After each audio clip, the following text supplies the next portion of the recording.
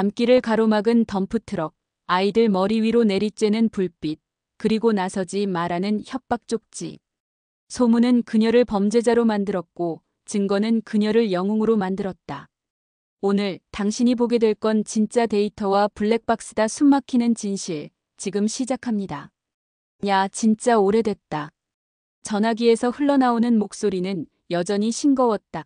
미국에서 돌아온 친구 정밀한 대학 때부터 그랬다. 무슨 일이 있어도 먼저 웃고 시작하는 사람. 박나경은 스피커폰으로 바꿔놓고 이사 온 지 2달째인 아파트 거실을 둘러봤다. 아직 뜯지 않은 박스들이 벽을 따라 줄지어 있었다. 너 진짜 부산 왔구나. 믿어지지 않아. 미란의 목소리에 묻어나는 반가움이 진짜 같았다. 언제 볼래? 나 출장으로 부산 간다. 나경은 달력을 펼쳤다.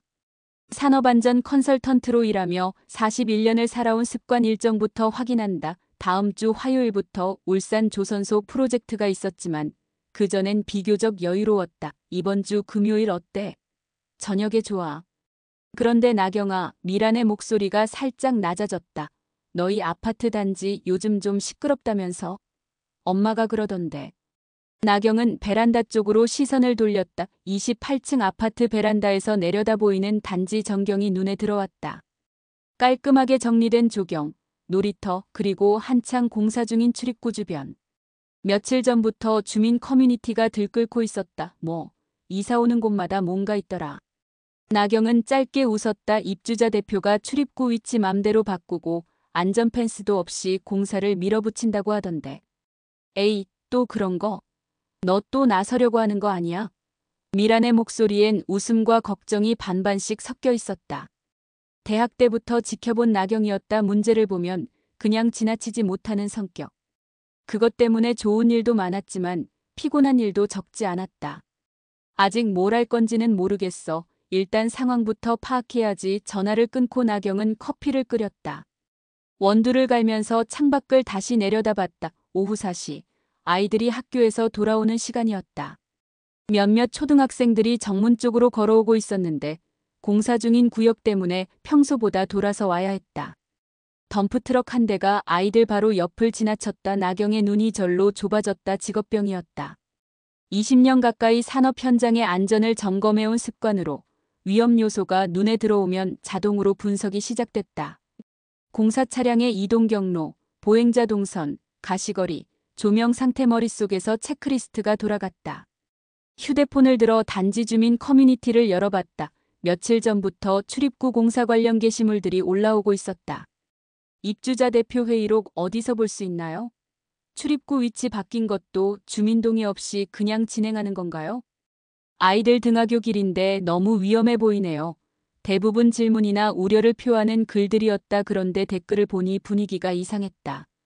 또 시작이네. 키읔키읔. 이사 올 때마다 시끄럽게 하는 사람들 있어. 공사 지연되면 우리가 피해보는 건데 왜 자꾸 트집을 잡는지. 전문가도 아닌 사람이 안전이 어쩌고 저쩌고. 나경은 천천히 스크롤을 내렸다. 반대 의견을 내는 사람들을 민폐, 트집쟁이로 몰아가는 분위기가 확실히 있었다. 그리고 그 중심에 입주자 대표 윤자영이 있는 것 같았다. 며칠 전 엘리베이터에서 우연히 만난 윤자영의 모습이 떠올랐다. 40대 후반의 단정한 여자. 부동산 중개업을 한다고 했다. 인사를 나누며 새로 이사 오신 분이죠? 불편한 것 없으시죠? 라고 물었을 때는 상당히 친절해 보였다. 하지만 지금 커뮤니티의 분위기를 보니 다른 면이 있는 것 같았다. 나경은 커피를 한 모금 마시고 베란다로 나갔다. 9월 초순의 부산 바람이 제법 서늘했다. 아래쪽에서는 여전히 공사가 진행되고 있었다. 안전모를 쓴 작업자들이 분주히 움직이고 있었지만 안전 펜스는 정말 없었다. 그냥 주황색 플라스틱 체인으로만 구역을 표시해 놓은 상태였다. 그때 놀이터 쪽에서 아이 울음소리가 들려왔다. 나경은 목을 길게 빼고 내려다봤다. 초등학생으로 보이는 아이 한 명이 그네 앞에서 울고 있었고 중학생쯤 되어 보이는 아이들 서너 명이 주변에 서 있었다. 거리상 정확히 들리지는 않았지만 뭔가 좋지 않은 상황인 것 같았다. 나경은 잠시 망설였다. 나서야 하나 말아야 하나. 새로 이사 온 입장에서 너무 눈에 띄는 것도 부담스러웠다. 하지만 아이가 계속 울고 있었다. 결국 나경은 운동화를 신고 집을 나섰다. 엘리베이터를 타고 1층으로 내려가 놀이터로 향했다. 가까이 가면서 상황이 보였다. 중학생 아이들이 초등학생에게서 뭔가를 받아내려고 하는 것 같았다. 얘들아, 나경이 목소리를 냈다. 뭐 하는 거야? 중학생들이 고개를 돌렸다. 살짝 당황한 기색이 역력했다. 아, 그냥 놀고 있었어요. 놀기엔 이 친구가 너무 우는 것 같은데. 나경은 울고 있는 초등학생 쪽으로 다가갔다. 괜찮아? 아이는 고개를 흔들었다. 콧물을 닦으며 작은 목소리로 말했다. 돈 달라고 해요. 나경의 표정이 굳었다. 자세한 상황을 파악하기 위해 휴대폰을 꺼내 녹음을 켰다. 혹시 모를 상황에 대비해서였다. 얼마를 달라고 했는데? 1,000원. 그런데 저 돈 없어요. 중학생 중 하나가 나섰다. 아줌마, 그냥 장난이었어요. 우리 그냥 갈게요. 잠깐. 나경이 손을 들었다. 장난으로 하기엔 이 친구가 너무 무서워하는 것 같은데. 너희 이름이 뭐야? 어느 학교 다녀? 분위기가 순식간에 긴장됐다. 나경은 아이들과 눈높이를 맞추기 위해 쪼그리고 앉았다. 나쁜 일을 하려고 하는 건 아니야. 다만 잘못된 건 바로잡아야 하니까 돈 돌려주고 이 친구한테 사과하자. 그리고 앞으로 이런 일은 없어야 하고. 아이들은 서로 눈치를 봤다. 결국 그중 한 명이 주머니에서 1,000원짜리 지폐 한 장을 꺼내 초등학생에게 건넸다. 미안. 목소리가 너무 작은데? 진심으로 사과하는 거 맞아? 죄송합니다. 나경은 고개를 끄덕였다. 그리고 초등학생에게 물었다. 이름이 뭐야? 할인이요. 할인아, 이런 일이 또 생기면 어른들한테 바로 이야기해야 해. 알겠지? 할인이는 고개를 끄덕였다. 나경은 중학생들을 다시 봤다. 너희는 이 일을 부모님과 학교에 직접 이야기하자. 숨기지 말고네. 그때 놀이터 벤치에 앉아있던 할머니 한 분이 다가왔다. 이게 무슨 일이야? 나경은 간단히 상황을 설명했다. 할머니는 혀를 찼다. 요즘 애들이 참. 그런데 아가씨, 새로 이사 오신 분이지? 좋은 일 하셨어요. 나경은 가볍게 인사하고 아이들과 함께 그 자리를 떠났다. 집으로 돌아가는 길에 중학생 중 한 명이 물었다. 아줌마, 진짜 부모님한테 말해야 해요? 당연하지. 그게 책임지는 거야. 잘못한 일은 숨기는 게 아니라 인정하고 다시 안 하는 거고. 아이들은 풀이 죽어서 각자 집으로 돌아갔다. 나경도 엘리베이터에 올랐다. 28층까지 올라가는 동안 여러 생각이 스쳤다. 집에 돌아와 다시 주민 커뮤니티를 확인했다. 새로운 게시물은 없었지만 기존 게시물에 댓글이 더 달려 있었다. 여전히 공사에 대해 문제 제기를 하는 사람들을 민폐로 몰아가는 분위기였다. 나경은 한숨을 쉬었다. 어떤 집단에서는 항상 이런 일이 벌어졌다. 문제를 지적하는 사람을 문제 삼는 것. 시끄러운 사람 하나 때문에 모든 게 복잡해진다고 생각하는 것. 하지만 20년간 산업 현장을 다니며 배운 게 있었다. 안전사고는 항상 다수의 침묵 사이로 스며들어 일어난다는 것. 괜찮을까? 나경은 중얼거렸다. 새로 이사 온 곳에서 또 문제의 중심에 서게 될 것 같은 예감이 들었다. 하지만 돌아서 갈 수는 없었다. 아이들이 매일 지나다니는 길이었고 안전은 타협할 수 없는 영역이었다. 그날 밤 나경은 오랫동안 잠들지 못했다. 창밖으로는 여전히 공사장의 불빛이 깜빡였고 내일 어떤 일이 벌어질지 알 수 없었다. 다만 한 가지는 분명했다. 이것은 시작에 불과하다는 것. 주민회의실 형광등이 유독 밝게 느껴졌다. 오후 7시 평일 저녁 회의치고는 사람이 꽤 모였다. 대략 30명 정도. 입주자 대표 윤자영이 단상 앞에 서서 자료를 정리하고 있었다. 검정 정장에 단정한 헤어스타일, 차분한 목소리로 사회를 보는 모습이 꽤 전문적이어 보였다. 나경은 뒷자리에 앉아 참석자들을 둘러봤다. 대부분 40-50대 학부모들이었고 몇몇은 이미 알고 지내는 사이인 듯 서로 인사를 나누고 있었다. 분위기는 생각보다 차분했다. 그럼 시작하겠습니다. 자영의 목소리가 회의실에 울렸다. 오늘 주요 안건은 단지 서편 출입구 공사 관련입니다. 예산과 일정을 고려해서 결정사항을 말씀드리겠습니다. 자영이 준비해온 도면을 벽에 붙였다. 단지 전체를 조감한 그림의 빨간 점으로 새로운 출입구 위치가 표시되어 있었다. 예산상 출입구는 한 곳만 추가로 설치할 수 있습니다. 위치는 이미 정해졌고요. 자영이 빨간 점을 가리키며 말했다. 다음 주부터 본격적인 공사에 들어갑니다. 앞자리에 앉은 한 학부모가 손을 들었다. 그런데 그 위치면 아이들이 횡단보도를 2번이나 건너야 하는데요.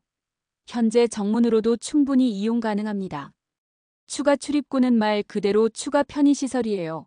다른 학부모가 끼어들었다. 저희 아이는 매일 그 길로 학원을 가는데 지금도 차가 많아서 위험해요.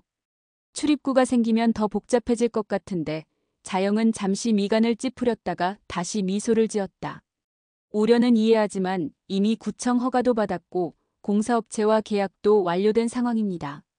개인적인 불편함보다는 전체 단지의 이익을 고려해 주세요. 나경은 가방에서 노트북을 꺼냈다. 며칠 전부터 준비해둔 자료들이 있었다. 단지 주변 지도, 보행자 동선 분석, 교통량 데이터하지만 언제 발언할지 타이밍을 재고 있었다. 그때 뒤쪽에서 한 아버지가 일어났다. 저도 궁금한 게 있어요. 출입구 위치를 정할 때 주민 의견 수렴 절차가 있었나요? 저는 공지를 본 적이 없는데. 회의실이 웅성거렸다. 여러 사람들이 고개를 끄덕이며 동의하는 기색이었다. 자영의 표정이 굳어졌다. 입주자 대표 회의에서 충분히 검토했습니다. 모든 주민 개별 동의를 받을 수는 없는 노릇이죠. 그래도 최소한 공지나 의견 수렴 절차는 지금 와서 절차 문제를 제기하는 건 공사를 지연시키려는 의도로 보이네요. 자영의 목소리가 날카로워졌다. 분위기가 순식간에 경직됐다. 나경은 심호흡을 하고 손을 들었다.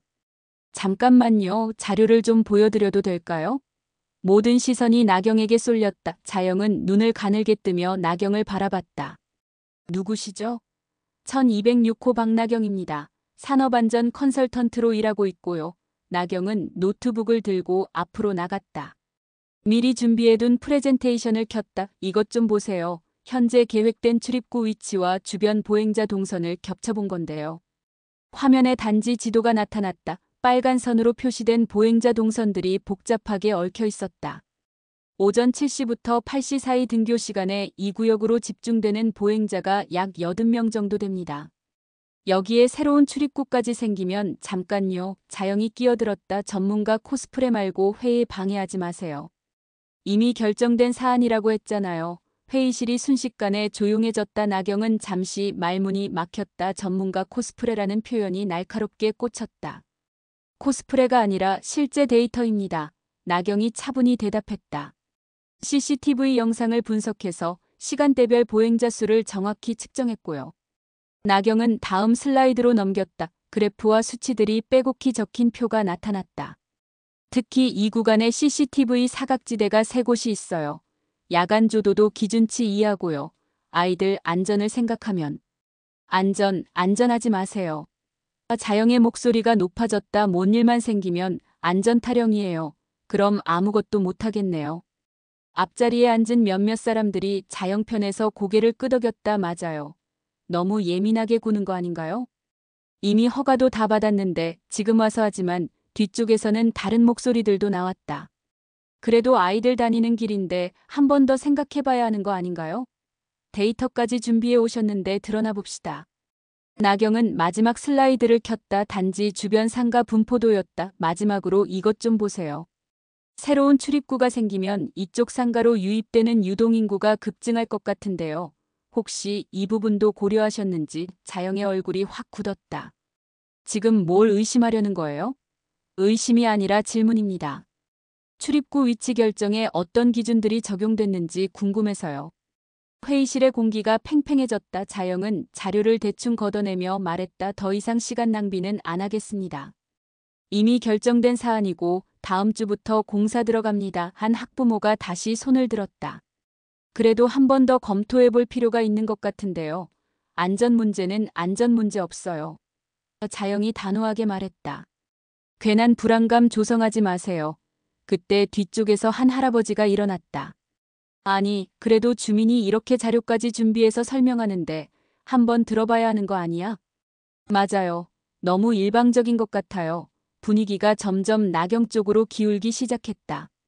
자영은 이를 감지했는지 더욱 공격적으로 나왔다. 이런 식으로 하면 영원히 공사 못해요. 뭔가 결정하려고 하면 꼭 반대하는 사람들이 나타나더라고요. 나경은 노트북을 닫으며 말했다. 반대가 아니라 더 나은 방안을 찾자는 거예요. 아이들 안전이 우선이잖아요. 아이들 핑계 대지 마세요. 그냥 트집 잡고 싶은 거죠? 그 순간 회의실이 완전히 조용해졌다. 자영의 말이 너무 직설적이었다. 나경은 가방을 챙기며 일어났다. 자료는 주민 커뮤니티에 올리겠습니다. 관심 있으신 분들은 확인해 보세요. 회의가 끝나고 나경은 다른 몇몇 학부모들과 함께 복도로 나왔다. 수고하셨어요. 자료 정말 자세하게 준비하셨네요. 근데 대표님이 너무 일방적인 것 같아요. 원래 저런 식이에요. 뭔가 정해놓고 밀어붙이는 스타일이더라고요. 나경은 집에 돌아와 약속대로 자료를 주민 커뮤니티에 업로드했다. 제목은 서편 출입구 안전성 검토 자료였다. 상세한 분석 내용과 함께 대안도 제시했다. 하지만 다음날 아침 상황은 예상과 달랐다. 커뮤니티에 새로운 글이 올라와 있었다. 어제 회의에서 공사 지연시키려고 난리친 주민 있음. 안전 핑계로 트집 잡는 것 같더라. 전문가라고 하던데 그럼 우리는 바보인가? 댓글들도 비슷했다. 민폐네 진짜. 이사 와서 벌써 시끄럽게 하네. 괜히 나서지 말지. 나경은 한숨을 쉬었다. 예상했던 일이지만 막상 당하고 보니 기분이 좋지 않았다. 그날 오후 문고리에 쪽지 하나가 꽂혀 있었다. 괜히 나서지 마라. 조용히 살아라. 나경은 쪽지를 구겼다가 다시 펴서 사진을 찍어두었다. 혹시 모를 상황에 대비해서였다. 저녁에 남편 도윤이 퇴근했다. 어떻게 됐어? 나경은 하루 있었던 일을 간단히 이야기했다. 도윤은 쪽지를 보더니 미간을 찌푸렸다. 이건 너무하네. 협박이나 다름없잖아. 뭐 예상했던 일이야. 이런 곳에서 문제 제기하면 항상 이런 식이더라. 그래도 당신이 옳다고 생각해. 아이들 안전이 최우선이지. 나경은 도윤의 손을 잡았다. 고마워. 그런데 이제 시작일 거야. 더 시끄러워질 것 같아. 그날 밤 나경은 창밖을 내려다봤다. 공사장에는 여전히 불이 켜져 있었고 내일부터 본격적인 공사가 시작될 예정이었다. 과연 어떤 일이 벌어질지, 자신의 선택이 옳았는지 확신할 수 없었다. 다만 한 가지는 분명했다. 포기할 수는 없다는 것. 오후 4시 반 나경은 베란다에서 아래쪽 놀이터를 내려다보고 있었다. 하루 종일 주민회의 후폭풍으로 마음이 무거웠는데 아이들 목소리가 들려오니 그나마 기분이 나아지는 것 같았다. 그런데 뭔가 이상했다. 평소보다 놀이터가 조용했다. 보통 이 시간이면 학교에서 돌아온 아이들로 북적거려야 하는데 그네와 미끄럼틀 주변에 아이들이 몇 명 없었다. 더 자세히 보니 놀이터 한쪽 구석에서 아이 한 명이 울고 있었다. 중학생으로 보이는 아이들 서너 명이 그 주변에 서 있었다. 또냐. 나경은 한숨을 쉬었다. 며칠 전에도 비슷한 일이 있었는데 또 반복되는 것 같았다. 잠시 망설였다. 나서야 할까 말아야 할까. 이미 단지에서는 문제 주민으로 찍힌 상황인데 또 끼어들면 더 시끄러워질 것 같았다. 그런데 아이 울음소리가 점점 커졌다. 나경은 결국 운동화를 신고 집을 나섰다. 엘리베이터 안에서도 계속 망설여졌다. 또 나선다고 할 것 같았다. 하지만 아이가 도움이 필요해 보이는데 모른 척할 수는 없었다. 1층에 내려와 놀이터에 가까워지자 상황이 더 선명해졌다. 초등학생으로 보이는 여자아이가 그네 앞에 서서 울고 있었고 중학생, 남학생 4명이 반원형으로 둘러싸고 있었다. 하리나, 그냥 1,000원만 내일 갖다 주면 되잖아. 정말 없어요. 엄마한테 용돈 안 받았어요. 거짓말하지 마. 어제 분명히 과자 사 먹는 거 봤는데. 나경은 조금 떨어진 곳에서 휴대폰을 꺼내 녹음을 시작했다. 혹시 모를 상황에 대비해서였다. 중학생 중 하나가 하린이의 가방을 뒤지기 시작했다. 야, 가방에 있을 거야. 찾아봐. 안 돼요. 만지지 마세요. 하린이가 가방을 껴안으며 뒤로 물러났다. 그때 나경이 다가갔다. 얘들아, 뭐 하는 거야? 중학생들이 순간 당황하며 고개를 돌렸다. 나경을 본 적이 있는지 어색한 표정을 지었다. 아, 아줌마 그냥 놀고 있었어요. 놀기엔 이 친구가 너무 무서워하는 것 같은데. 나경은 하린이에게 다가가 무릎을 꿇고 눈높이를 맞췄다. 괜찮아? 무슨 일인지 이야기해볼까? 하린이는 눈물을 닦으며 작은 목소리로 대답했다. 오빠들이 돈 달라고 해요. 매일매일? 나경의 목소리가 날카로워졌다. 언제부터? 지난주부터요. 1,000원씩. 나경은 중학생들을 돌아봤다. 아이들은 어쩔 줄 몰라 하며 서로 눈치를 보고 있었다. 이름이 뭐야? 어느 학교 다녀? 저희 그냥 놀았던 거예요. 진짜로 그중 가장 큰 아이가 나섰다. 하지만 목소리가 떨렸다. 놀았다고?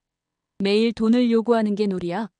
나경은 휴대폰 녹음을 계속하면서 차분히 말했다. 하리나, 지금까지 얼마나 줬어? 5,000원이요. 용돈 모았던 거 다 줬어요. 그럼 오늘은 정말 없는 거구나. 할인이가 고개를 끄덕였다. 나경은 중학생들에게 시선을 돌렸다. 아이들은 점점 작아지고 있었다. 너희가 하고 있는 게 뭔지 알아? 이걸 갈치라고 해. 범죄야 범죄요? 한 아이가 놀란 목소리로 되물었다. 응, 다른 사람의 돈을 억지로 빼앗는 건 명백한 범죄야. 나이가 어리다고 해서 면죄부가 주어지는 건 아니고. 아이들의 얼굴이 창백해졌다. 그런데 왜 이런 일을 했을까? 돈이 필요했던 거야?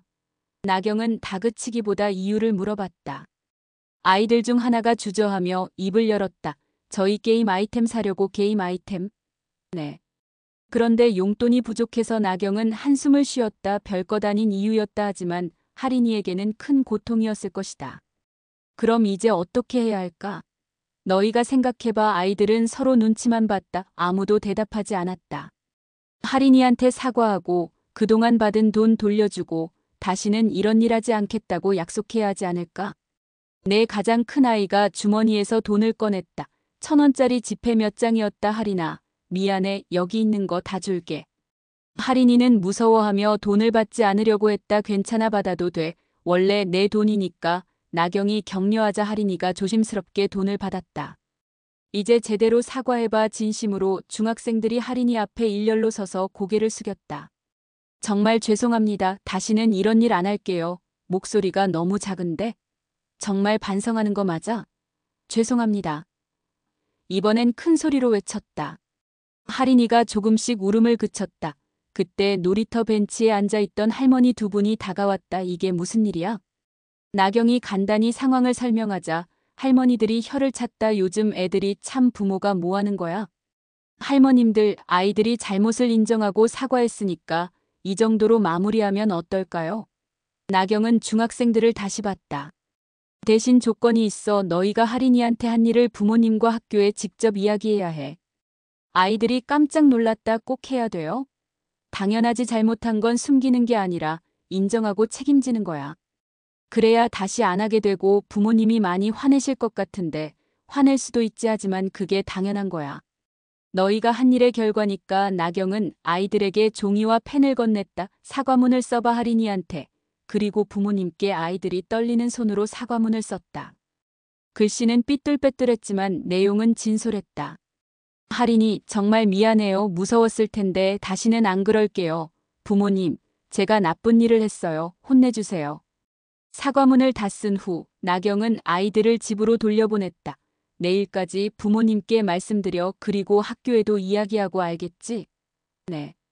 아이들이 풀이 죽어서 각자 집으로 향했다. 할인이도 집에 가려고 하자 나경이 불러 세웠다. 할인아, 괜찮아? 네, 고마워요, 이모. 혹시 또 이런 일 생기면 어른들한테 바로 이야기해야 해. 혼자서 해결하려고 하지 말고. 네, 알겠어요. 할인이가 집으로 돌아간 후 벤치에 할머니들이 나경에게 다가왔다. 참 잘하셨어요. 요즘 이런 일에 나서는 사람이 없는데 당연한 일한 거예요. 그런데 아가씨, 요즘 단지에서 시끄럽다면서요? 뭔 공사 문제 때문에? 나경은 잠시 망설였다. 할머니들도 그 이야기를 알고 있었다네. 아이들 안전 문제로 의견을 낸 건데 좀 복잡해졌네요. 에이, 뭔 복잡해. 애들 안전이 최우선이지. 입주자 대표 그 사람, 원래 고집이세요. 잘하신 거예요. 아무도 안 나서면 누가 해요? 할머니들의 격려에 나경은 조금 위로받았다. 집에 돌아와 저녁 준비를 하는데 휴대폰에 알림이 왔다. 단지 주민 커뮤니티였다. 새로운 게시물이 올라와 있었다. 오늘 놀이터에서 애들 일에 또 끼어든 주민이 있음. 안전이 어쩌고 하더니 이제 애들 싸움에도 참견하네. 키읔키읔키읔. 완전 민폐. 주민 인정. 댓글들도 비슷했다. 애들 일은 애들이 알아서 해야지. 어른이 나서서 뭐 하는 건지 진짜 나서기 좋아하네. 나경은 한숨을 쉬었다. 진실은 완전히 왜곡되어 있었다. 갈취 상황은 빠지고 애들 일에 끼어들었다는 부분만 부각되었다. 더 충격적인 것은 다음 댓글이었다. 이런 사람이 나선다고? 폭력적인 애들한테 무슨 짓을 한 건지. 진실과 정반대였다. 나선다는 단어가 어느새 폭력과 등치되기 시작했다. 나경은 휴대폰을 내려놓고 창밖을 바라봤다. 놀이터에서는 평화롭게 아이들이 놀고 있었다. 할인이도 보였다. 다른 친구들과 함께 즐겁게 놀고 있는 모습이었다. 적어도 하나는 해결했다. 할인이는 이제 안전할 것이다. 그것만으로도 충분하지 않을까. 하지만 마음 한편으로는 허탈했다. 왜 선한 일을 하면 항상 이런 시련이 따르는 걸까? 왜 도움이 필요한 사람을 도우면 끼어든다고 하는 걸까? 그날 저녁 도윤이 퇴근했다. 오늘 어떻게 지냈어? 나경은 오늘 있었던 일을 간단히 이야기했다. 도윤은 고개를 끄덕였다. 잘했어. 아이들이 도움이 필요했던 거잖아. 고마워. 그런데 또 커뮤니티에서 말이 많을 것 같아. 신경 쓰지 마. 옳은 일 한 거야. 하지만 나경은 알고 있었다. 이것은 시작에 불과하다는 것을. 앞으로 더 큰 시련이 기다리고 있을 것이라는 것을. 그래도 후회는 없었다. 할인이의 웃는 얼굴을 떠올리며 나경은 작게 미소 지었다. 도윤의 휴대폰이 계속 울렸다. 학교 교무실에서 3교시 수업을 마치고 나온 참이었다. 화면에는 같은 학교 동료 선생님의 이름이 떠 있었다. 응, 수민아 무슨 일이야? 도윤아, 너 지금 인터넷 볼 수 있어? 우리 학교 커뮤니티 말이야. 수민의 목소리가 어딘가 어색했다. 걱정 섞인 목소리였다. 왜? 무슨 일 있어? 그냥 한번 보고 연락해. 괜찮을 거야. 전화가 끊어진 후 도윤은 급하게 학교 커뮤니티 사이트에 접속했다. 평소라면 잘 들어가지 않는 곳이었는데 오늘은 무언가 불길한 예감이 들었다. 메인 페이지에서부터 이상한 기운이 감지됐다. 자유 게시판 상단에 조회수가 높은 글이 하나 고정되어 있었다. 중학교 교사 가족 관련 정보. 도윤의 심장이 빨라졌다. 글을 클릭하자 캡처된 이미지들이 나타났다. 단지 주민 커뮤니티에서 나경이 활동한 흔적들, 그리고 그 밑에 충격적인 내용이 적혀 있었다. 이 사람 과거 전력 있는 사람임. 대학 시절 시위 주동자였고 벌금형까지 받았음. 증거 캡처 첨부. 스크롤을 내리자 법원 판결문으로 보이는 문서 일부가 캡처되어 있었다. 나경의 이름이 분명히 보였다. 폭력 행위 등 처벌에 관한 법률 위반, 벌금 50만 원 같은 단어들이 눈에 띄었다. 댓글들이 더 충격적이었다. 역시 느낌이 이상하더라. 애들 가르치는 선생님 부인이 전과자라니. 학교에서 알고 있나요? 우리 아이들한테 무슨 영향을 줄지. 도윤은 다급히 전화를 걸었다. 나경의 휴대폰이었다. 여보, 지금 어디야? 집에 있어. 왜? 지금 당장 인터넷 끄고 휴대폰도 잠시 꺼놔. 내가 곧 집에 갈게. 무슨 일이야? 목소리가 이상해. 일단 아무것도 보지 마. 알겠지? 도윤은 부랴부랴 조퇴를 신청했다. 교장실로 가는 길에 복도에서 만난 동료들의 시선이 평소와 달랐다. 어떤 이는 피하는 듯했고 어떤 이는 동정어린 눈빛이었다. 교장 선생님, 급한 일이 생겨서 조퇴 신청드립니다. 아, 최 선생 혹시 인터넷에 떠도는 그 얘기 때문인가? 교장도 알고 있었다. 도윤의 얼굴이 화끈거렸다네. 가족 문제로. 그래, 어서 가서 정리해. 학교로서도 곤란한 일이니까. 집에 도착했을 때 나경은 거실에서 노트북을 보고 있었다. 보지 말라고 했잖아. 도윤이 황급히 달려가 노트북을 덮었다. 나경의 얼굴은 이미 창백해져 있었다. 늦었어. 이미 다 봤어. 나경은 소파에 주저앉았다. 손이 미세하게 떨리고 있었다. 도윤아, 나는 잘못한 게 없어. 정말로 알아. 나는 당신을 믿어. 도윤은 나경 옆에 앉아 어깨를 감싸 안았다. 그때 일 얘기해 줄래? 나경은 깊은 숨을 쉬고 천천히 입을 열었다. 대학교 3학년 때였어. 우리과 동기 중에 김정호라는 친구가 있었는데 등록금 때문에 건설 현장에서 아르바이트를 했거든. 나경의 목소리는 떨렸지만 차분했다. 어느 날 사고가 났어. 정호가 중장비에 치여서 다리를 크게 다쳤지. 그런데 현장 책임자가 산재 처리를 거부했어. 정호가 안전수칙을 위반했다면서. 그래서 우리가 직접 증거를 모았어. 현장 작업자들 증언, 안전장비 미비 상황, CCTV 영상까지. 정호는 잘못이 없었어. 현장이 위험했던 거지. 나경은 잠시 말을 멈췄다가 계속했다. 노동청에 신고하고 회사에 정식으로 산재 신청을 요구했어. 그런데 회사 측에서 깡패들을 보냈어. 깡패를? 정확히는 용역업체 직원들이었겠지. 어쨌든 우리를 협박했어. 그만두지 않으면 정호 가족까지 해치겠다고. 도윤의 표정이 굳어졌다. 그래서 어떻게 했는데? 물론 굴복할 수 없었지. 더 강하게 맞섰어. 언론에도 제보하고 시민단체에도 도움을 요청했어. 그런데 나경이 한숨을 쉬었다. 어느 날 회사 앞에서 시위를 하는데 용역업체 사람들이 우리를 먼저 밀쳤어. 나는 정당방위로 밀어냈을 뿐이야. 그런데 그쪽에서 폭행당했다고 신고를 한 거지. 그래서 재판까지 간 거야? 응. 결국 폭력 행위 등 처벌에 관한 법률 위반으로 벌금형을 받았어 50만 원. 하지만 정호는 결국 산재 승인을 받았고 치료비와 휴업급여를 제대로 받을 수 있었어. 나경의 눈에 눈물이 맺혔다. 나는 친구를 지키려 했을 뿐이야. 잘못된 걸 바로잡으려 했을 뿐이고 그런데 이제 와서 이렇게. 도윤은 나경을 꽉 안았다. 괜찮아. 당신이 옳은 일을 했어. 나는 그런 당신이 자랑스러워. 그때 현관 초인종이 울렸다. 도윤이 문을 열자 어머니가 서 있었다. 얼굴이 상당히 굳어 있었다. 어머니. 어떻게 들어가자 어머니는 거실로 들어와 나경을 보았다. 평소와 달리 표정이 차갑했다. 나경아. 이게 다 무슨 일이야? 어머니. 인터넷에 떠도는 얘기가 사실이야? 전과가 있다는 게. 나경은 고개를 숙였다. 다시 한번 그때 일을 설명했지만 어머니의 표정은 누그러들지 않았다. 아무리 좋은 취지였다고 해도 법에 걸린 건 사실이잖아. 그걸 숨기고 우리 집에 들어온 거야? 어머니, 그게 아니에요. 숨긴 게 아니라 도윤아, 너는 알고 있었어? 도윤은 잠시 망설였다. 사실 결혼 전에 나경으로부터 그 이야기를 들었었다 하지만 전혀 문제라고 생각하지 않았다네. 알고 있었어요. 어머니의 얼굴이 더욱 굳어졌다. 그럼 나만 바보로 만든 거네. 이웃들이 뭐라고 하겠어. 우리 도윤이 학교에서 어떻게 얼굴을 들고 다녀. 어머니, 제가 잘못한 게 없어요.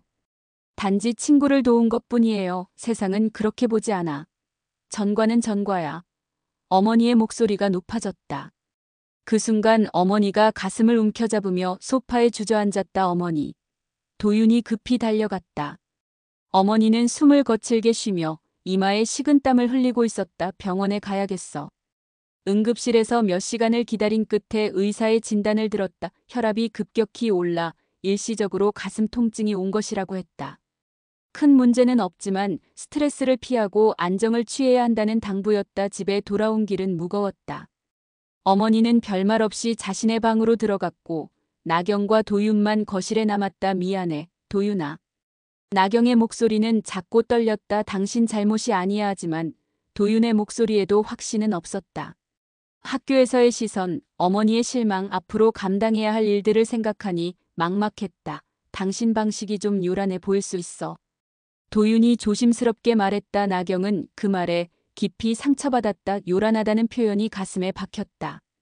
잘못된 것을 바로잡으려는 노력이 요란함이 되어버렸다. 정의로운 일을 하려는 마음이 과격함으로 포장되었다. 그럼 어떻게 해야 돼? 가만히 있어야 해? 그게 아니라 좀 더 조용히, 부드럽게 할 수는 없을까? 나경은 말문이 막혔다. 20년을 함께 살아온 남편마저 자신을 이해하지 못한다는 생각이 들었다. 바로잡는 일은 왜 늘 사과부터 해야 하는가? 왜 피해자가 방법론까지 비난받아야 하는가? 그날 밤 나경은 잠들 수 없었다. 창밖으로는 여전히 공사장 불빛이 깜빡였고 내일 아침이면 또 다른 시련이 기다리고 있을 것 같았다. 휴대폰에는 읽지 않은 메시지가 계속 쌓여가고 있었다. 대부분 단지 주민들의 비난 메시지였다. 그 중에서 한 통이 눈에 띄었다. 모르는 번호였다. 선생님 때문에 우리 애가 학교에서 놀림받고 있어요. 책임지세요. 나경은 휴대폰을 끄고 이불을 뒤집어 썼다. 하지만 잠은 오지 않았다. 새벽 5시 나경은 커피를 끓이며 노트북을 켰다. 며칠째 계속되는 일상이었다. 낮에는 커뮤니티의 시선이 부담스러워 집 밖 출입을 최소화하고 대신 밤늦게나 새벽 일찍 필요한 작업들을 했다. 화면에는 단지 전체 항공 사진이 떠 있었다. 구글 어스에서 다운받은 이미지 위에 여러 색깔의 선들이 복잡하게 그어져 있었다. 빨간색은 CCTV 설치 위치, 파란색은 사각지대, 노란색은 계획된 출입구 위치, 초록색은 기존 보행자 동선. 뭔가 이상의 나경이 중얼거리며 화면을 확대했다.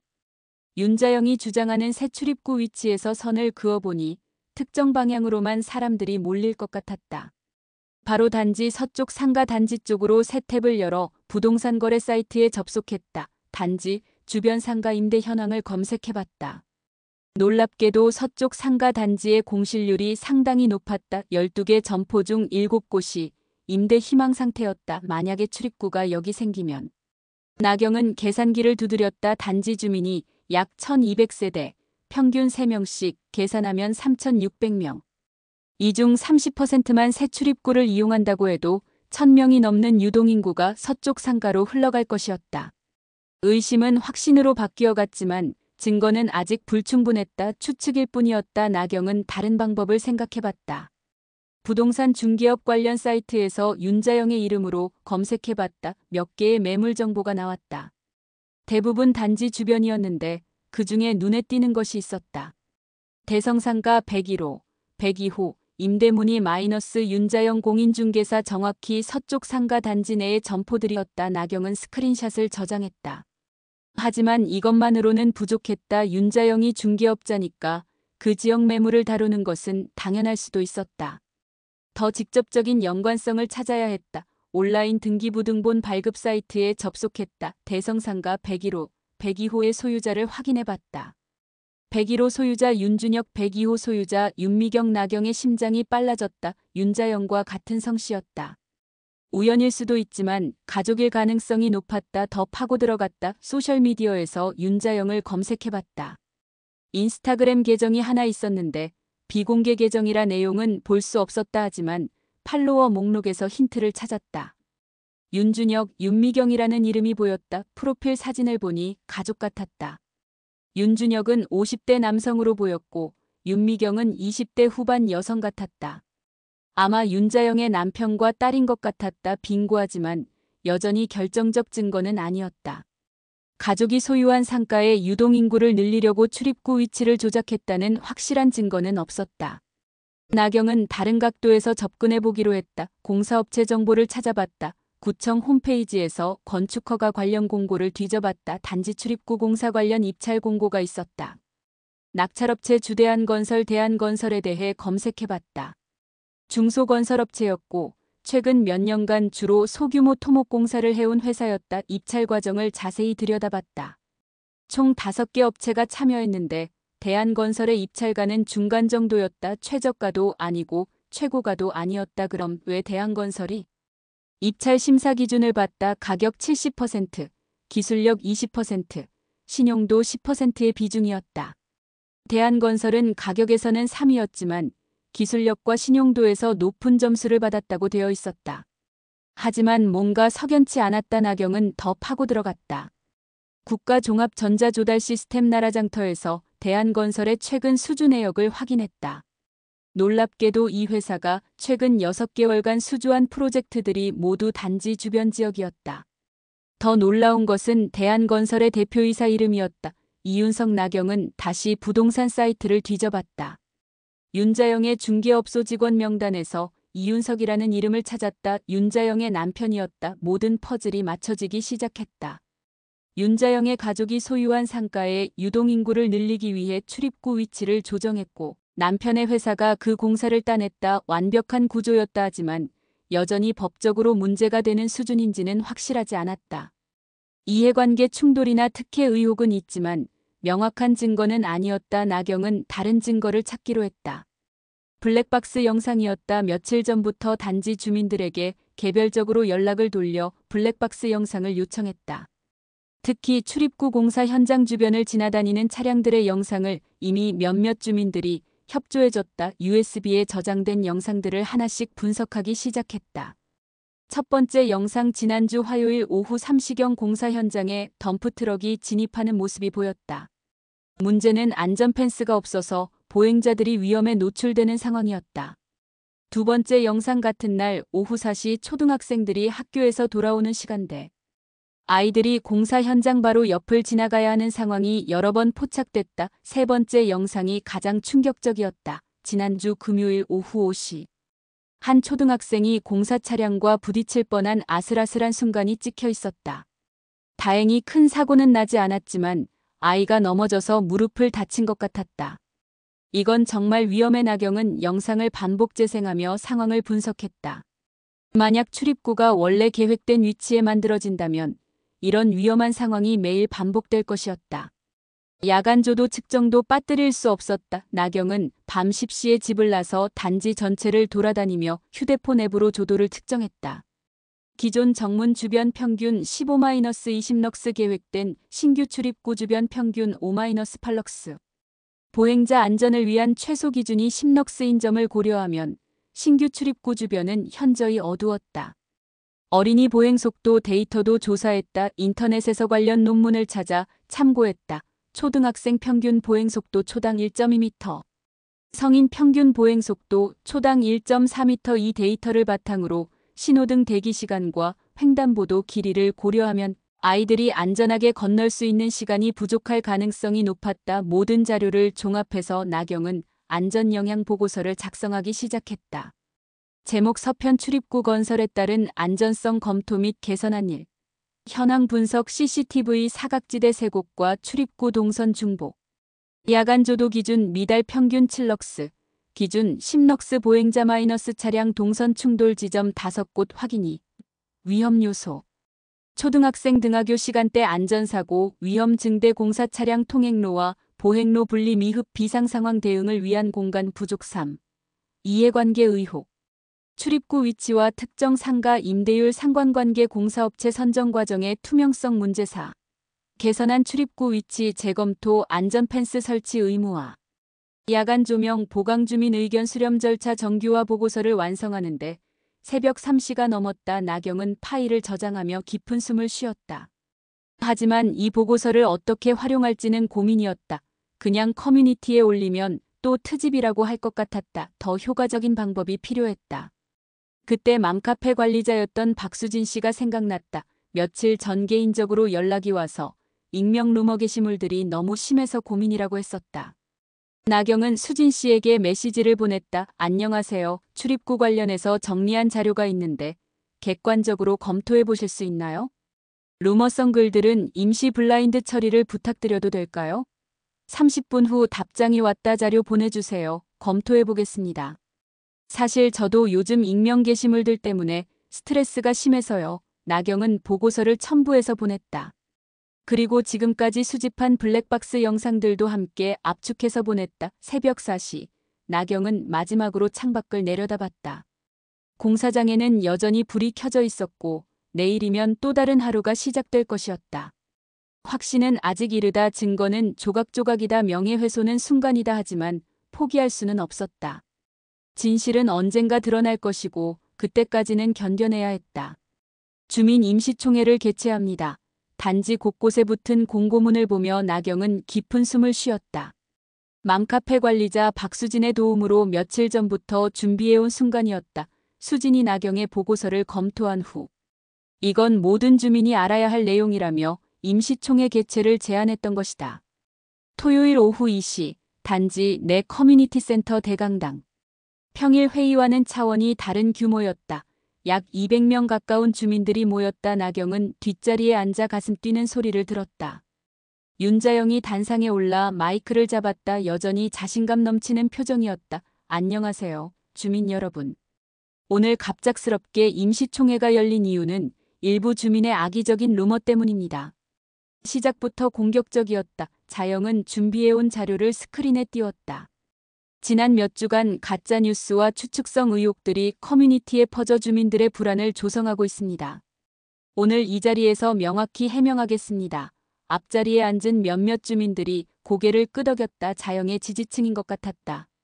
첫째, 출입구 위치는 구청과의 협의를 통해 최적의 장소로 선정되었습니다.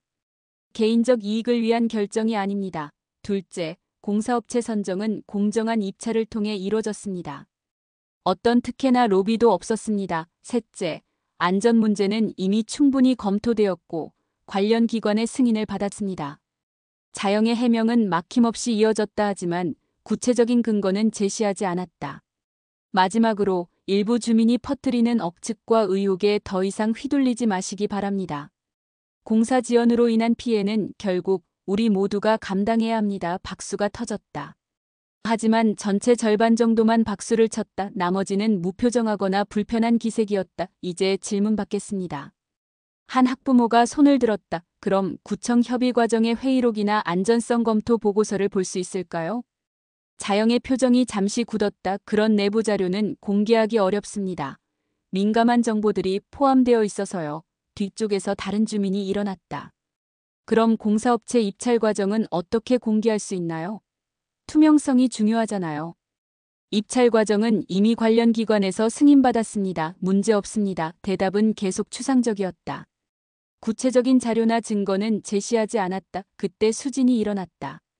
대표님, 그럼 주민들이 제기한 구체적인 안전 우려 사항들에 대해서는 어떻게 생각하시나요? 오늘 배포할 자료가 있다고 들었는데요. 자영의 얼굴이 순간 당황스러워졌다. 무슨 자료 말씀이시죠? 수진이 나경을 바라봤다. 나경은 심호흡을 하고 자리에서 일어났다. 박나경입니다. 지난 며칠간 출입구 건설 관련 안전성을 검토한 자료를 준비했습니다. 주민 여러분과 공유하고 싶습니다. 웅성거림이 일었다. 자영의 표정이 확실히 굳어졌다. 잠깐요. 오늘 회의 안건은 해명이었습니다. 개인적인 자료 발표는. 주민총회에서 주민이 의견을 제시하는 게 뭐가 문제인가요? 뒤쪽에서 한 할아버지가 큰 소리로 말했다. 맞습니다. 들어봅시다. 자료를 보고 판단합시다. 분위기가 기울기 시작했다. 자영은 어쩔 수 없이 고개를 끄덕였다. 그럼 간단히 해주시기 바랍니다. 나경은 미리 준비해둔 보고서를 들고 단상으로 향했다. 손이 약간 떨렸지만 목소리는 차분했다. 안녕하세요. 저는 산업안전 컨설턴트로 일하고 있는 박나경입니다. 전문가로서 그리고 이 단지에 사는 주민으로서 우려사항을 공유하고 싶습니다. 나경은 노트북을 연결하고 프레젠테이션을 시작했다. 첫 번째로 CCTV 사각지대와 출입구 동선 분석입니다. 화면에 단지 지도가 나타났다. 빨간 점들로 표시된 사각지대와 파란 선으로 표시된 보행자 동선이 복잡하게 얽혀 있었다. 현재 계획된 출입구 위치에는 CCTV 사각지대가 3곳 있습니다. 특히 이 지점들은 아이들이 매일 지나다니는 통학로와 겹칩니다. 강당이 조용해졌다. 모든 사람이 화면을 주시하고 있었다. 두 번째, 18시부터 22시까지의 보행자 밀집도 예측치입니다. 그래프가 나타났다. 시간대별 보행자 수와 예상 증가율이 막대 그래프로 표시되어 있었다. 현재도 이 시간대의 보행자와 차량 간 접촉사고 위험이 높은데 새 출입구가 생기면 위험도가 40% 증가할 것으로 예측됩니다. 학부모들이 웅성거리기 시작했다. 세 번째, 공사업체 입찰 과정과 관련된 객관적 사실들입니다. 나경은 조심스럽게 말을 이어갔다. 주대한 건설이 낙찰받은 과정을 공개된 자료로만 분석해봤습니다. 입찰 공고일과 변경계약서 체결일 사이에 시간차가 있었고 이 기간 동안 설계 변경이 있었던 것으로 보입니다. 화면에 입찰 관련 공문들이 나타났다. 날짜와 금액, 변경 내용들이 시간 순으로 정리되어 있었다. 네 번째, 상가 공실률과 예상 유동인구 변화입니다. 지도가 다시 나타났다. 이번에는 주변 상가들의 위치와 공실률이 색깔별로 표시되어 있었다. 새 출입구가 생기면 서쪽 상가 단지로의 유동인구가 약 200% 증가할 것으로 예상됩니다. 현재 이 지역 상가 공실률은 58%입니다. 자영의 얼굴이 창백해졌다. 마지막으로 실제 안전사고 위험을 보여주는 영상입니다. 화면에 블랙박스 영상이 재생되기 시작했다. 초등학생이 공사 차량과 아슬아슬하게 스쳐 지나가는 장면이었다. 이 영상은 지난주 금요일 오후 5시에 촬영된 것입니다. 다행히 큰 사고는 없었지만 아이가 넘어져 무릎을 다쳤습니다. 강당이 완전히 조용해졌다. 몇몇 학부모들의 얼굴이 굳어 있었다. 나경은 마지막 슬라이드로 넘어갔다. 결론적으로 말씀드리면 우리가 논의해야 할 것은 누군가를 비난하는 것이 아닙니다.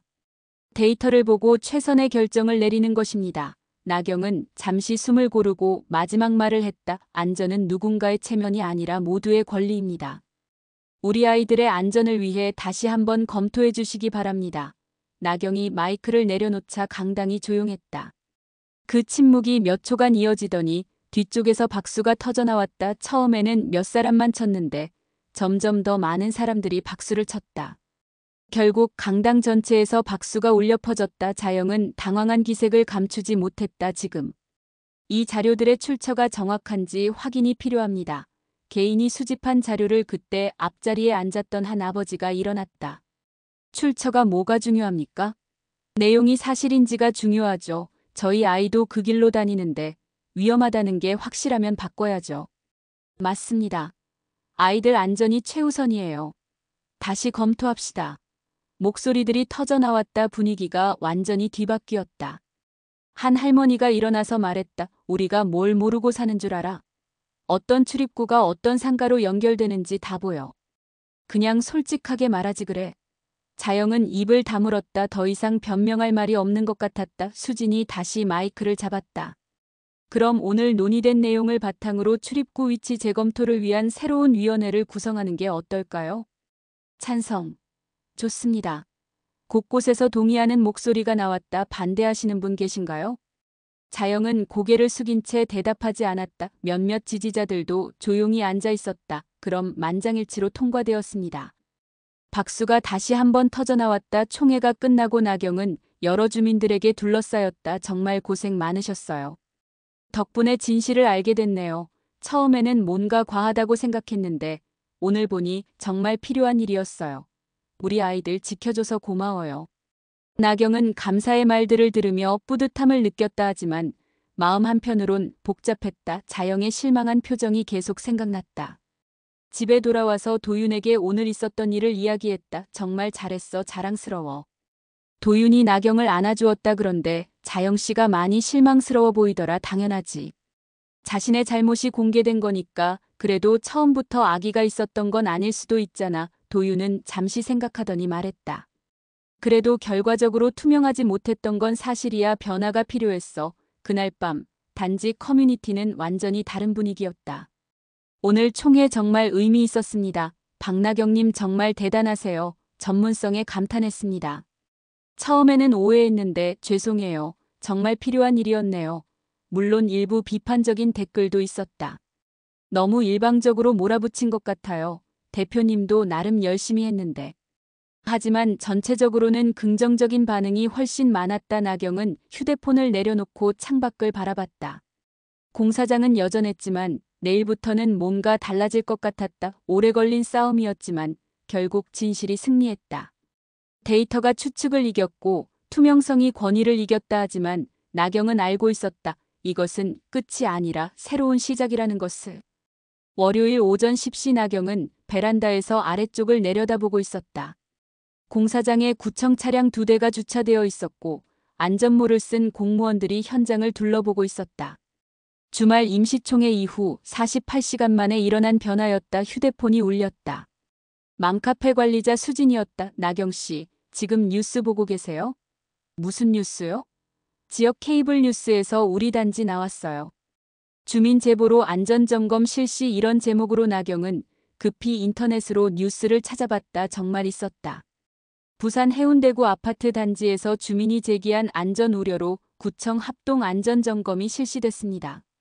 해당 주민은 상세한 데이터와 영상 자료를 바탕으로 공사 현장의 위험성을 지적했으며 기사는 짧았지만 핵심을 담고 있었다. 나경의 이름은 나오지 않았지만 전문가 주민의 체계적 문제 제기라는 표현이 있었다. 와, 정말 뉴스까지 나오네요. 수진의 목소리에 흥분이 섞여 있었다. 그런데 괜찮을까요? 너무 커지는 것 같아서. 나경은 오히려 걱정이 됐다. 언론에 나온다는 것은 양날의 검이었다. 아마 괜찮을 거예요. 사실 기반이니까. 오후 2시쯤 현관 초인종이 울렸다. 문을 열어보니 윤자영이 서 있었다. 평소와 달리 화장기 없는 얼굴이 초췌해 보였다. 들어와도 될까요? 나경은 잠시 망설였다가 문을 열어줬다. 거실에 마주 앉은 두 사람 사이에 어색한 침묵이 흘렀다. 자영이 먼저 입을 열었다. 사과하러 왔어요. 목소리가 작고 떨렸다. 무엇에 대해서요? 처음 회의 때 전문가 코스프레라고 한 말 그리고 그동안 커뮤니티에서 일어난 일들. 자영은 고개를 숙인 채 말을 이어갔다. 사실 상가 문제는 맞아요. 우리 가족이 소유한 상가예요.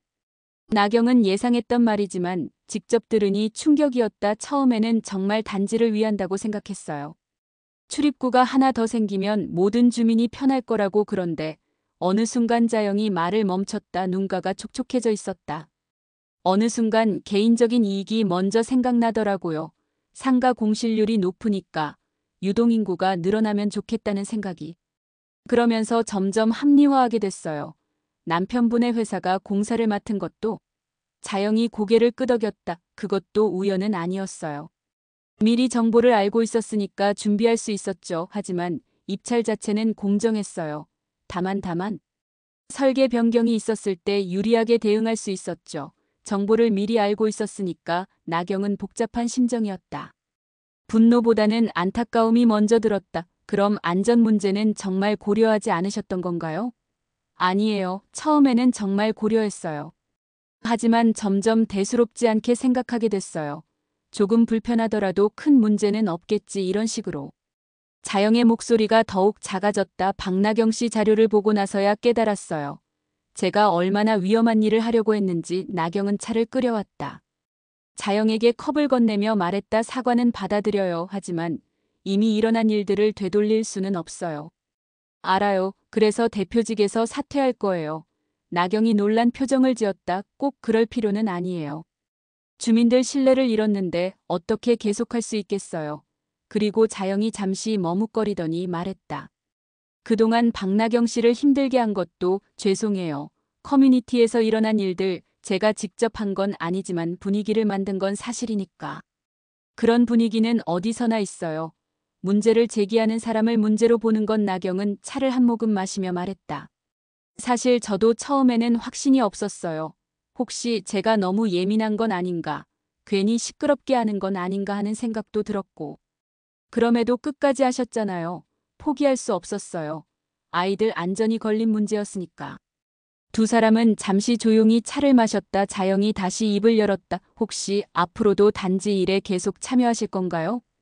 글쎄요, 아직 생각해보지 않았어요. 만약 참여하신다면 함께 일할 수 있을까요? 물론 제가 대표는 아니겠지만. 나경은 자영을 바라봤다. 진심 어린 표정이었다. 지켜봐야겠네요. 진정으로 변화할 수 있는지. 자영이 일어나며 말했다. 증명해보겠어요. 시간이 걸리더라도. 자영이 떠난 후 나경은 혼자 생각에 잠겼다. 사과를 받았지만 복잡한 감정이 남았다. 분노는 사라졌지만 신뢰를 회복하기까지는 시간이 필요할 것 같았다. 저녁에 도윤이 퇴근했다. 학교에서 어땠어? 많이 달라졌어. 다들 당신을 대단하다고 하더라. 도윤의 얼굴에 미소가 있었다. 어제까지만 해도 걱정스러워했는데 그래도 결과적으로 옳은 일을 한 거잖아. 나도 처음에는 방법이 너무 요란하다고 생각했는데 돌이켜보니 그 정도의 강도가 필요했던 것 같아. 나경은 도윤의 손을 잡았다. 고마워. 흔들렸을 때도 끝까지 믿어줘서 앞으로는 더 믿을게. 당신 판단을. 그날 밤 어머니에게서 전화가 왔다. 나경아, 뉴스 봤다. 목소리가 평소와 달랐다. 차가움이 많이 사라져 있었다. 어머니 미안하다. 그때 너무 화를 냈네. 당신이 옳은 일을 한 거였구나. 나경의 눈가가 촉촉해졌다. 괜찮아요. 어머니도 놀라셨을 거예요. 그래도 며느리를 믿어줬어야 했는데. 이제 보니 우리 도윤이가 좋은 사람 만났네. 전화를 끊고 나경은 베란다로 나갔다. 아래쪽 공사장에는 새로운 안전펜스가 설치되어 있었다. 밝은 LED 조명도 추가로 설치되었다. 무엇보다 아이들이 안전하게 다닐 수 있게 되었다는 게 가장 뿌듯했다.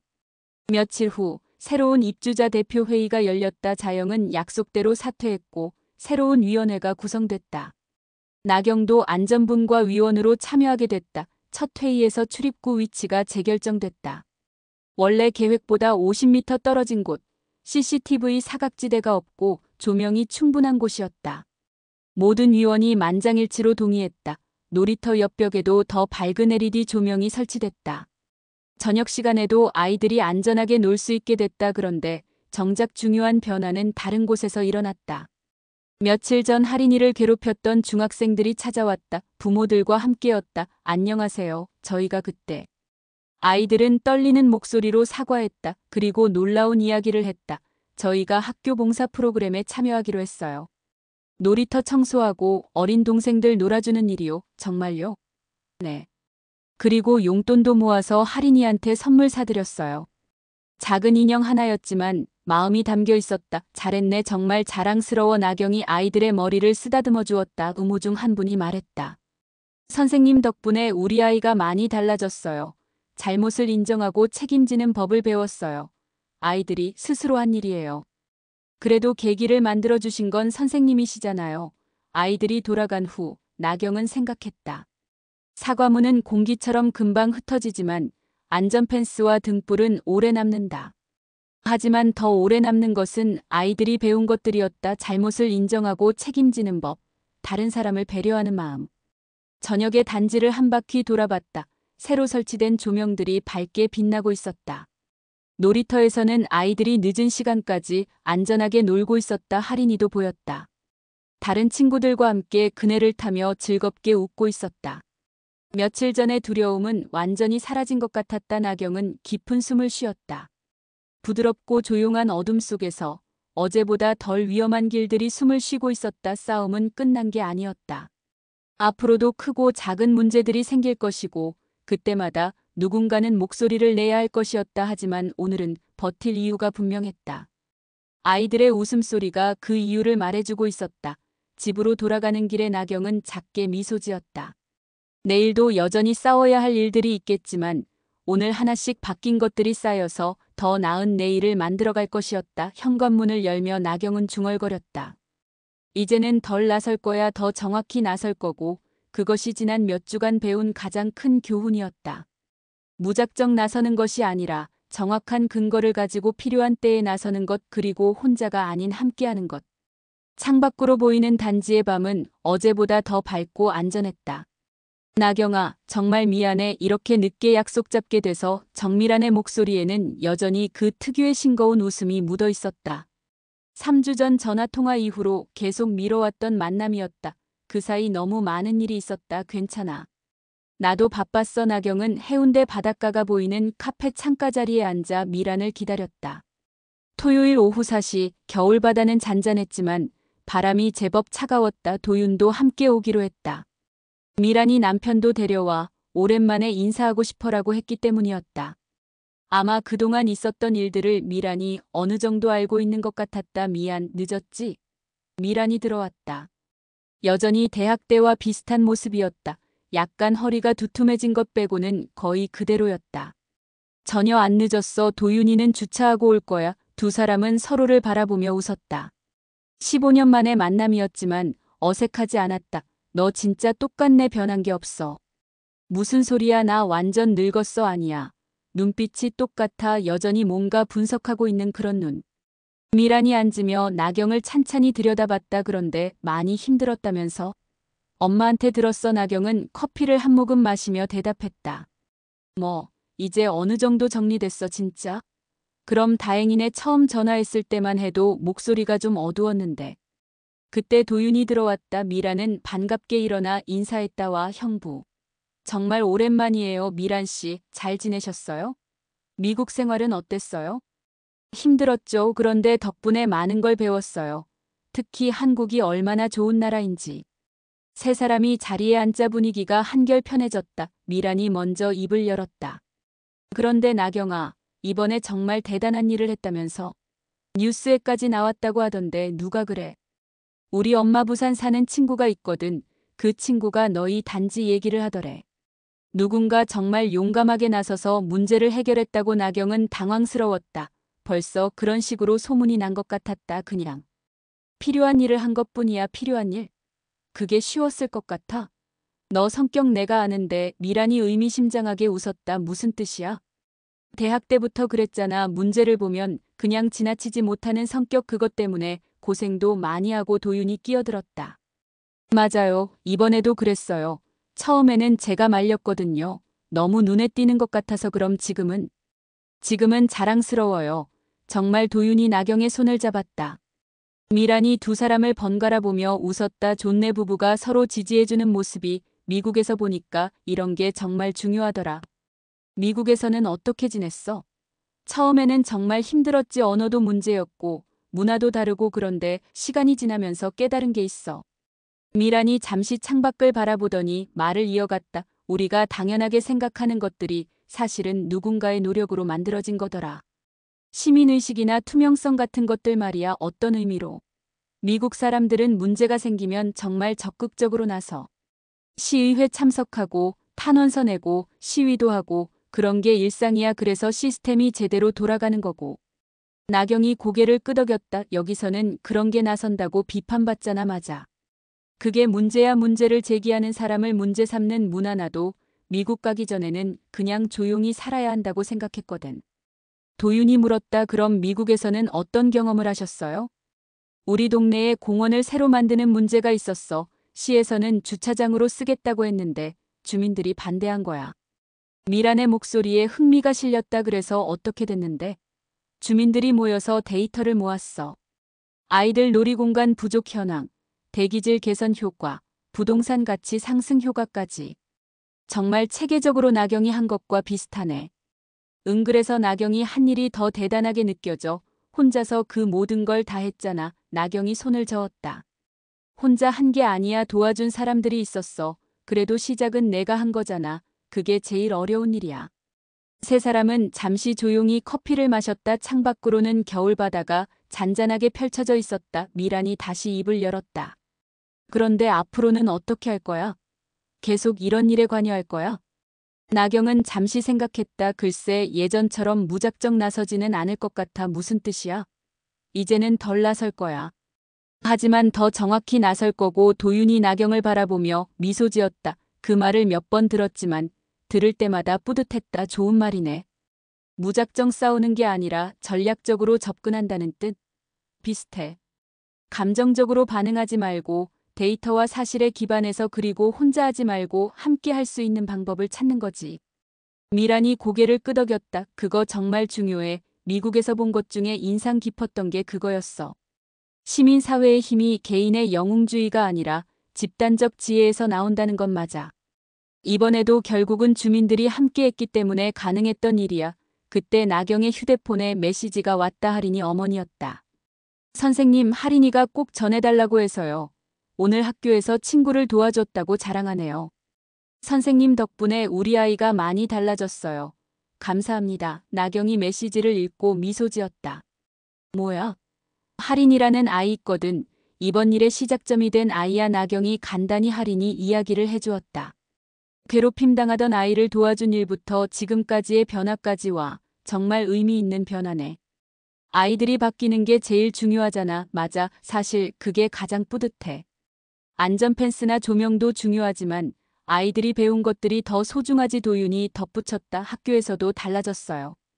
아이들이 문제가 생기면 어른들에게 적극적으로 이야기하고 서로 도와주려고 하고. 정말 네. 나경이 한 일이 아이들에게도 좋은 본보기가 된 것 같아요. 미란이 감동한 표정으로 말했다. 이거야말로 진짜 변화지. 시스템만 바뀌는 게 아니라 사람들의 의식이 바뀌는 거. 해가 기울기 시작했다. 바다 위로 노을이 지고 있었다.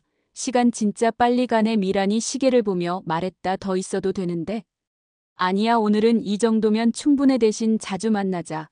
나 이제 부산에서 계속 지낼 거거든. 정말? 미국에서 충분히 배웠어. 이제는 여기서 배운 걸 써먹을 차례야.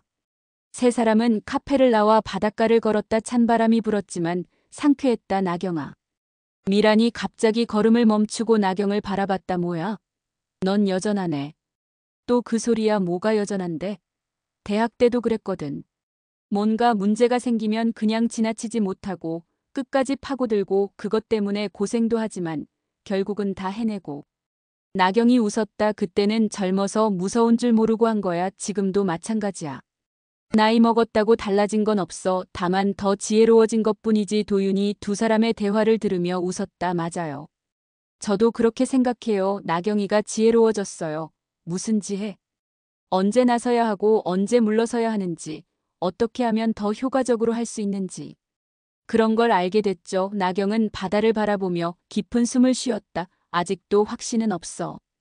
다음에 또 비슷한 일이 생기면 어떻게 해야 할지 그때 가서 생각하면 되지. 지금 중요한 건 오늘 해낸 것들이잖아.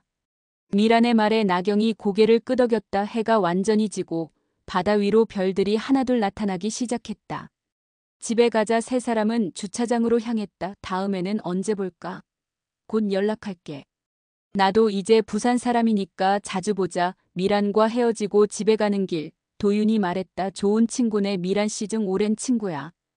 오늘 얘기 들으니까 더 확신이 서. 당신이 한 일이 정말 의미 있는 일이었다는 걸. 나경은 창밖을 바라보며 대답했다. 아직 끝난 게 아니야. 앞으로도 계속해야 할 일들이 있을 거고. 그래도 괜찮아. 이제는 혼자가 아니니까. 집에 도착해서 단지를 둘러봤다. 저녁 9시 새로 설치된 조명들이 밝게 빛나고 있었다. 놀이터에서는 몇몇 아이들이 늦은 시간까지 안전하게 놀고 있었다. 할인이도 보였다. 친구들과 함께 웃으며 놀고 있는 모습이었다. 나경은 한숨 쉬듯 짧게 웃었다. 늦은 밤. 나경은 단지 공기를 한 번 더 맡아봤다. 부드럽고 조용한 어둠 속에서 어제보다 덜 위험한 길들이 숨을 쉬고 있었다. 싸움은 끝난 게 아니었다. 언젠가 또 다른 문제가 생길 것이고 그때도 누군가는 목소리를 내야 할 것이었다. 하지만 오늘은 버틸 이유가 분명했다. 아이들의 웃음소리가 그 이유를 말해주고 있었다.